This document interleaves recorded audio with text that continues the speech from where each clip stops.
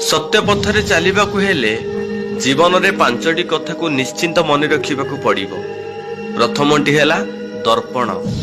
दर्पण केबे मिछ कहिबाकु दिए नहीं। आपण निज आखिरे न देखिबा जाए केबे काहा कथारे विश्वास करिबा उचित नुहे।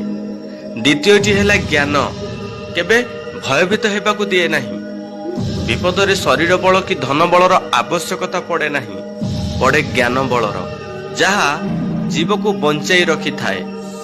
तृतीयटी हेला सत्य। सत्य केबे दुर्बल हेबाकु दिए नहीं। सत पथरे थिबा मनीषटी केबे भी हारि न थाए। चतुर्थटी हेला प्रेम। प्रेम केबे ईर्षा करिबाकु दिए नहीं। प्रकृत भल पाइबारे ईर्षा न थाए। आजिकालिका देहलो भी भल पाइबा कथा कहिले न सरे। तो पंचमटी हेला विश्वास। विश्वास केबे दुखी हेबाकु दिए नहीं। जोठी विश्वास अछि सेठी पत्थर भी देवता पालिटी जाए, दुख भी सुखरे परिणत हो जाए।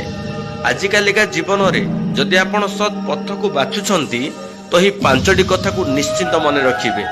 जीवन रे आपण को चला पथरे निश्चिंत काम रे आसीबो। जय जगन्नाथ सांग माने। जदि आपण को वीडियोटी भलो लागे तो निश्चिंत कमेंट माध्यम रे आपण मानकर मतामत जणाइबे। जय जगन्नाथ।